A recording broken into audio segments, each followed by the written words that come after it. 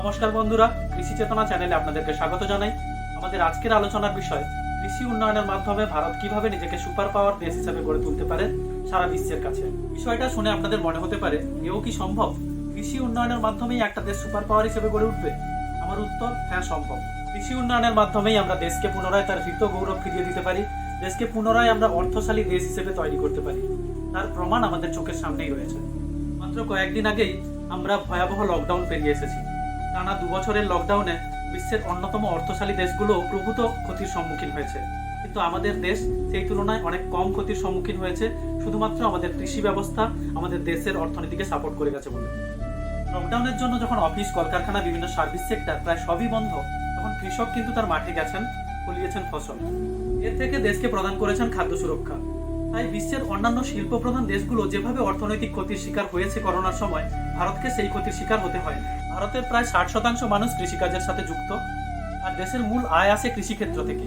তাই দেশের উন্নতির জন্য কৃষির উন্নতি অবশ্যই প্রয়োজন। 1960 সালে সবুজ বিপ্লবের পরে কৃষিক্ষেত্রে ব্যাপক হারে উৎপাদন শুরু হয়, আর একই সাথে নতুন নতুন কলকারখানা ও সার্ভিস সেক্টর তৈরি হয়। সরকার কৃষিক্ষেত্রে কম দৃষ্টিপাত করে, তাই কৃষকরা প্রতিনিয়ত নানা সমস্যার সম্মুখীন হন। উৎপাদন খরচ বৃদ্ধি, কৃষিজ বীমার অভাব, ঋণ পেতে অসুবিধা, কৃষিজ পণ্য বিক্রির জন্য সাপ্লাই চেন না পাওয়া ইত্যাদি নানা কারণে উৎপাদন হ্রাস পায় এবং কৃষক কৃষি বিমুখ হন। এত প্রতিকূলতাকে সাথে নিয়ে দেশের বিপুল পরিমাণ জনসংখ্যা বৃদ্ধির পরেও দেশে খাদ্য সুরক্ষা প্রদান করেছে আমাদের দেশের কৃষি ব্যবস্থা। তাহলে আসুন আমরা কৃষি ব্যবস্থার ইতিহাস সম্পর্কে জানি এবং বর্তমান কৃষিক্ষেত্রে কি কি সমস্যা আছে সে বিষয়ে জানি, ও সরকার কি কি সমাধানের পথ বেছে নিয়েছে সেগুলোও জানবো, এবং জানবো যে আমরা নিজেরা কিভাবে কৃষিক্ষেত্রে আরো উন্নয়ন আনতে পারি। ইংরেজরা ভারতে আসার আগে ভারতে মূলত খাদ্যদ্রব্যের চাষ হতো, কিন্তু ইংরেজরা ভারতে আসার পরে তারা বিপুল পরিমাণ কর আদায় করতে থাকে কৃষকদের থেকে। আর সেই সময় বিশ্বের বাজারে নীল, আখ এইসব শস্যের বিপুল পরিমাণ চাহিদা ছিল। তাই তারা জোরপূর্বক কৃষকদের এইসব ফসল চাষ করতে বাধ্য করায় এবং এর দ্বারা বিপুল পরিমাণ মুনাফা কামাতে থাকে। কৃষকরাও এইসব ফসল তাদের হাতে তুলে দিতে বাধ্য থাকতো, কারণ এইসব ফসলগুলোকে খাওয়া যেত না এবং এগুলো বিক্রি করার কোনো লোকাল মার্কেট ছিল না। তাই তখন থেকেই ভারতীয় কৃষিক্ষেত্রে দুর্দিন শুরু হয়, আর এর ফলে জমি যেমন অনুর্বর হয়ে পড়ে, তেমনই দেখা দেয় খাদ্যদ্রব্যের অভাব। ফলে দেশের গ্রামগুলি হয়ে ওঠে শ্রীহীন, দেখা দিতে থাকে দুর্ভিক্ষ। 1947 সালে দেশ স্বাধীন হয়, তখন দেশের কৃষি ব্যবস্থা একেবারেই বিপর্যস্ত। আর এই অবস্থার পরিবর্তনের জন্য প্রধানমন্ত্রী লাল বাহাদুর শাস্ত্রী 1965 সালে স্লোগান দেন জয় জওয়ান জয় কিষাণ বলে। তিনি ভারতীয় উদ্ভিদ জিনতত্ত্ববিদ MS স্বামীনাথনের পৌরোহিত্যে সবুজ বিপ্লবের সূচনা করেন। সবুজ বিপ্লব ভারতীয় কৃষির রূপ পরিবর্তন করে দেয়। সবুজ বিপ্লবের ফলে ভারতে প্রথমবার উচ্চ ফলনশীল ফসলের চাষ হয়। এইসব ফসল রোগ প্রতিরোধী, কিন্তু এইসব ফসল চাষের জন্য উপযুক্ত সেচ ব্যবস্থার প্রয়োজন হয়। তাই প্রথম রাজ্য হিসেবে বেছে নেওয়া হয় পাঞ্জাব ও তামিলনাড়ুকে। আর সবুজ বিপ্লবের মাধ্যমে জোর দেওয়া হয় খাদ্যশস্য উৎপাদনের উপর, যেমন ধান, গম। এই সময় সরকারিভাবে সেচ ব্যবস্থার উন্নয়ন ঘটানো হয়, ব্যবহার শুরু হয় রাসায়নিক সার ও কীটনাশকের, এবং বাণিজ্যিকভাবে কৃষি বিকাশের জন্য ট্রাক্টর, পাওয়ার টিলার, হারভেস্টার ব্যবহার শুরু হয়। এই বিপ্লব ভারতের অর্থনৈতিক বৃদ্ধিকে নতুন দিগন্ত দেখায়। এর ফলে ভারত কৃষিজ পণ্য রপ্তানি শুরু করে। কৃষক যারা শুধুমাত্র নিজেদের খাদ্যের প্রয়োজনে চাষবাস করত, তারা কৃষিজ পণ্য বিক্রি করে অর্থ উপার্জন করেন। ধীরে ধীরে পুরো ভারতবর্ষে সবুজ বিপ্লবকে বাস্তবায়ন করা হয় এবং শুধুমাত্র ধান, গম নয়, ডাল, তৈলবীজ উৎপাদনও শুরু হয়। তখন ভারত বিশ্বের কাছে গ্লোবাল এগ্রিকালচার পাওয়ার হাউস নামে পরিচিত হয়। ভারত পৃথিবীতে দুধ, ডাল, চা, মশলা উৎপাদনে প্রথম স্থান দখল করে আছে এবং ধান, গম, আখ, ফল ও সবজি উৎপাদনে বিশ্বের দ্বিতীয় স্থান দখল করে আছে। এত কিছুর পরেও ভারতীয় কৃষি ব্যবস্থা নানা রকম সমস্যার মধ্য দিয়ে যাচ্ছে। সমস্যাগুলি হলো কম উৎপাদনশীলতা, কৃষিজ যন্ত্রের কম ব্যবহার, অনুন্নত যোগাযোগ ব্যবস্থা, অনুন্নত সেচ ব্যবস্থা ইত্যাদি কারণে ভারতীয় কৃষিজ উৎপাদন অনেক কম হয়। রিপোর্ট অনুসারে ভারতে পার ইউনিট উৎপাদনশীলতা কৃষিক্ষেত্রে ভারতের প্রতিযোগী দেশ চীন, আমেরিকা, ব্রাজিলের থেকে অনেক কম। দ্বিতীয় কারণ হলো অনুন্নত সেচ ব্যবস্থা।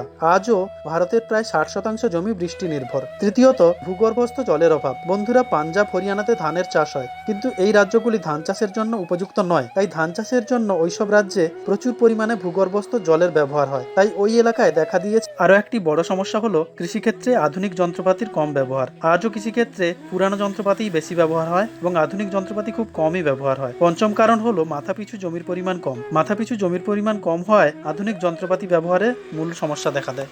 কৃষি ঋণের দুষ্প্রাপ্যতা আরও একটি বড় কারণ। ভারতে এমন অনেক গ্রাম আছে যেখানে ব্যাংকিং পরিষেবা পাওয়া যায় না। ব্যাংকিং পরিষেবা থাকলেও একজন ব্যবসায়ী যতটা সহজে লোন পান, একজন কৃষক এতটা সহজে লোন পান না। সরকারি পদক্ষেপ। বন্ধুরা, ভারত সরকার এইসব সমস্যার সমাধানের জন্য বারবারই নানা রকম পদক্ষেপ নিয়েছেন। আগের UPA সরকার বা বর্তমান NDA সরকার দুই সরকারই বারবার বহু রকম পদক্ষেপ নিয়েছেন।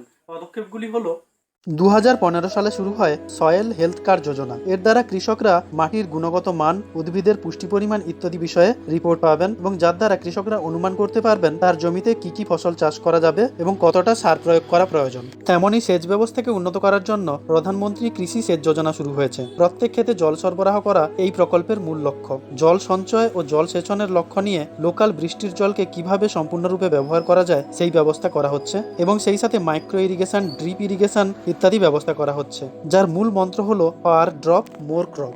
সেই সাথে এগ্রিকালচার মার্কেট সমস্যার সমাধানের জন্য নাম প্রকল্প শুরু হয়েছে। ওয়ান নেশন ওয়ান মার্কেট এই লক্ষ্যের উপর ভিত্তি করে জাতীয় স্তরে অনলাইন মার্কেটিং ব্যবস্থা চালু হয়েছে। এর মাধ্যমে কৃষকরা নিজেদের পণ্য স্থানীয় মার্কেট ছাড়াও দেশের যে কোনো জায়গায় বিক্রি করতে পারবেন অনলাইনের মাধ্যমে। এর দ্বারা ফড়ে দালাল এদের কমিশন খাওয়া থেকে মুক্তি পাবে কৃষক।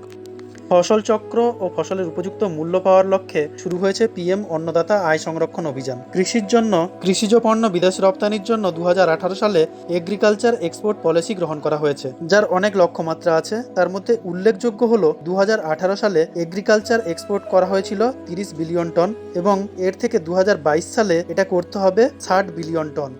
এছাড়াও আমাদের রাজ্যে কৃষকদের জন্য একটি বিখ্যাত প্রকল্প হলো কৃষক বন্ধু প্রকল্প, যেখানে কৃষকরা 10,000 টাকা করে পান তাদের ব্যাংক অ্যাকাউন্টে। একর পিছু জমিতে এই টাকা দেওয়া হয়। বন্ধুরা, এইসব প্রকল্পগুলি খুবই ভালো প্রকল্প, কিন্তু সমস্যা হলো প্রত্যন্ত গ্রামের প্রান্তিক কৃষকরা এইসব প্রকল্প থেকে বঞ্চিত হয়ে যায়। অনেক ক্ষেত্রে এইসব প্রকল্প সম্পর্কে তারা জানতেই পারেন না। কেন বঞ্চিত হয়ে যান বা কোন সরকারের কি ভুল আছে, এগুলো বিতর্কিত বিষয়। যদি ভারতকে সুপার পাওয়ার বানাতে হয় তাহলে এইসব বিতর্ক না করে সমাধানের কথা চিন্তা করতে হবে। আর সমাধানগুলি হলো, সর্বপ্রথম আমাদেরকে ফুড প্রসেসিং সেক্টরের উপর নজর দিতে হবে। বন্ধুরা, আমাদের দেশ বিশ্বের দ্বিতীয় বৃহত্তম ফল ও সবজি উৎপাদক দেশ, কিন্তু দেশের মাত্র 2% ফল ও সবজি ফুড প্রসেসিং হয়, আর 98% থেকে প্রায় 20-30% ফল ও সবজি হিমঘরের অভাবে নষ্ট হয়ে যায়। তাই ফুড প্রসেসিং করে এই নষ্টের হাত থেকে বাঁচা যেতে পারে এবং কৃষকরাও আর্থিকভাবে লাভবান হতে পারেন। বন্ধুরা, ভারত বেশ কিছু ফসল উৎপাদনে বিশ্বের মধ্যে প্রথম ও দ্বিতীয় স্থানে রয়েছে, কিন্তু এগ্রিকালচার এক্সপোর্টের দিক থেকে আমরা প্রথম 10টি দেশের মধ্যেও আসি না। সেই তুলনায় চীন বিশ্বের মধ্যে 4.1% খাদ্যদ্রব্য এক্সপোর্ট করে, আর আমরা মাত্র 2.7%। আর রপ্তানি ব্যবস্থাকে উন্নত করার জন্য আমাদেরকে উন্নত যোগাযোগ ব্যবস্থা, হিমঘর, প্রোডাক্ট ব্র্যান্ডিং ইত্যাদি দিকে নজর দিতে হবে। উদাহরণস্বরূপ বলা যায়, আমরা যদি বিহারের লিচু বা বারুইপুরের পেয়ারা বা সুন্দরবনের দ্বীপ অঞ্চলের মিষ্টি পানকে বিদেশে এক্সপোর্ট করতে চাই, তাহলে আমাদের উৎপাদন ক্ষেত্র থেকে দেশের সমস্ত নদীবন্দরে উন্নত যোগাযোগ ব্যবস্থা গড়ে তুলতে হবে এবং কৃষিজ পণ্য বহনের জন্য নির্দিষ্ট উন্নত যোগাযোগ ব্যবস্থা থাকবে হিমঘর। আর এমন সাপ্লাই চেন গড়ে তুলতে হবে যাতে চাষের সাথে যুক্ত একদম ক্ষুদ্র কৃষকও যুক্ত থাকেন। আর এই সাপ্লাই চেনের মাধ্যমে আমরা যেন সারা বিশ্বে কৃষিজ পণ্যকে সাপ্লাই করতে পারি, সেই লক্ষ্যমাত্রাকে সুনিশ্চিত করতে হবে। এখন সময় এসেছে জলবায়ুর প্রকৃতি নির্বাচন করে ফসল চাষ করার। মাটি পরীক্ষা ও জলবায়ুর অনুকূলতার উপর ভিত্তি করে উপযুক্ত এলাকায় উপযুক্ত ফসল চাষ শুরু করতে হবে। সবচেয়ে বেশি জোর দিতে হবে কৃষি বিষয়ক রিসার্চের উপর। এটা প্রমাণিত, কোনো দেশের অর্থনীতিকে যদি মাথা তুলে দাঁড়াতে হয়, সেই দেশের রিসার্চ ওই লক্ষ্যমাত্রাকে পূরণ করার জন্য সবচেয়ে উল্লেখযোগ্য ভূমিকা গ্রহণ করে। এই বিষয়ে চীন প্রায় 60% এগ্রিকালচার জিডিপি রিসার্চ ও ডেভেলপমেন্টের জন্য খরচ করে। ভারত সেখানে মাত্র 31% খরচ করে, বাংলাদেশের থেকেও কম। বাংলাদেশ খরচ করে প্রায় 38%। এই কারণে সবুজ বিপ্লবের পর কৃষিক্ষেত্রের দুই একটা ব্যতিক্রম ঘটনা ছাড়া তেমন কোনো দৃষ্টান্তমূলক উন্নয়ন চোখে পড়েনি। এগ্রিকালচার রিসার্চের মাধ্যমে আমরা উন্নততর পদ্ধতি প্রয়োগ করে ফসলের উৎপাদন আরও বাড়াতে পারি। ফসল চক্র ও ফসলের বৈচিত্র্য, ধান, গম এরকম কিছু প্রচলিত ফসলের উপর নির্ভর না করে আমাদেরকে ফসলের বৈচিত্র্য আনতে হবে, যেমন মিলেট ও বিভিন্ন ধরনের ফল ও ফুল ইত্যাদি। এর মাধ্যমে একটি ফসলের দাম কমলেও অন্য ফসলের দাম পাওয়া যায়। এলাকাগুলোতে দেখা যায় আলুর সময় কৃষকরা সবাই মিলে আলু চাষ করেন, বা অন্যান্য ফসলও একই এলাকায় একইভাবে সবাই মিলে চাষ করে থাকেন। অত্যধিক ফসল একই এলাকায় উৎপন্ন হলে তার দাম কমে। আমরা যদি একটি এলাকায় বৈচিত্র্যপূর্ণভাবে বিভিন্ন ফসলের চাষ করতে পারি, তাহলে রোগ পোকার আক্রমণও কম হবে। আর এই আধুনিক কৃষি পদ্ধতি আমাদের কৃষি ব্যবস্থাকে আরও উন্নত করতে পারবে। বিজ্ঞানের উন্নতির সাথে সাথে বিভিন্ন ধরনের আধুনিক কৃষি পদ্ধতিরও উদ্ভাবন হয়েছে, যেমন অ্যাকোয়াপনিক্স, যেখানে মাছ ও ফসল চাষ একই সাথে হয়। মাছের বর্জ্য পদার্থ থেকে গাছ পুষ্টিগুণ সংগ্রহ করে। এখানে রাসায়নিক সার ও কীটনাশক ব্যবহৃত হয় না। তেমনভাবেই গাছের শিকড় জলকে পরিষ্কার রাখে, যা মাছের জন্য উপযোগী এবং মাছের খাওয়ার যোগান দেয় গাছ থেকে। হাইড্রোপনিক্স, এই পদ্ধতিতে ফসলকে ঘরের মধ্যে বা আধুনিক শহরের মধ্যেও চাষ করা যায়। আমরা যখন মাটির পুষ্টি জল সংকট, ভূমি সংকট এই ধরনের সমস্যায় ভুগছি, সেই মুহূর্তে এই ধরনের কৃষি আমাদেরকে বিশেষভাবে সাহায্য করতে পারে। কিন্তু এই চাষ যথেষ্ট খরচ সাপেক্ষ, তাই এই ধরনের চাষে এদেরকে উদ্বুদ্ধ করার জন্য সরকারকেই তার পরিকাঠামো তৈরি করতে হবে। কৃষিজ শিক্ষার বিস্তার ঘটাতে হবে। বর্তমান দিনে কেউ অশিক্ষিত নয়। গ্রামাঞ্চলের বর্তমান যুব সমাজ যারা কৃষির সাথে যুক্ত তারা বেশিরভাগই মাধ্যমিক, উচ্চ মাধ্যমিক বা আরো উচ্চশিক্ষায় শিক্ষিত। কিন্তু শিক্ষা ব্যবস্থার পাঠ্যক্রমের মধ্যে কৃষিজ কোনো বিষয় না থাকায় ইতিহাস, ভূগোল, বিজ্ঞান সম্পর্কে তারা যতটা পারদর্শী হন, কৃষি বিষয়ে তারা ততটা পারদর্শী হন না। দেশের 60% মানুষই কৃষি নির্ভর। তাই কৃষিজ শিক্ষার বিস্তারের মাধ্যমে দেশের কৃষি ব্যবস্থা উন্নত হবে, একথা আশা করাই যায়। আরও একটি বিষয় আছে যা ফার্ম ইনকামে প্রত্যক্ষ প্রভাব ফেলতে পারে, কিন্তু এই বিষয়ে আমরা বেশিরভাগ মানুষই জানি না ও সচেতনতার অভাব আছে। আমরা আমাদের দেশে ব্যবহৃত 84% পেট্রোলিয়াম তেল এবং 56% গ্যাস বিদেশ থেকে নিয়ে আসি। আর এর থেকে বোঝাই যায় আমাদের বিদেশের উপর নির্ভরশীলতা কমানো কতটা প্রয়োজন। আর এর সঠিক রূপায়ণ হতে পারে বায়োগ্যাস তৈরির মাধ্যমে। বায়োগ্যাস এক প্রকার অচিরাচরিত শক্তি যা মাইক্রোবেল প্ল্যান্ট এবং প্রাণীজ বর্জ্য পদার্থ থেকে তৈরি হয়, যেমন ইথেনল, বায়োডিজেল বা গ্রিন ডিজেল ইত্যাদি। বিগত কয়েক বছরে এটা প্রমাণিত হয়েছে কৃষিক্ষেত্রে বায়োডিজেলের ব্যবহার আমাদের ফার্ম ইনকাম অনেক বাড়াতে পারে। আর এর সঠিক রূপায়ণে আমাদের বিদেশের উপর তেল নির্ভরশীলতা অনেকটা কমবে। আসুন সবাই মিলে কৃষি ব্যবস্থাকে আরো উন্নত করার জন্য আমরা বদ্ধপরিকর হই। এই উন্নয়নে ক্ষুদ্রতম সঙ্গী হয়ে আমাদের চ্যানেল যদি আপনাদের কোনো উপকারে আসে, তাহলে আমাদের পরিশ্রম ও প্রয়াস সার্থক হবে।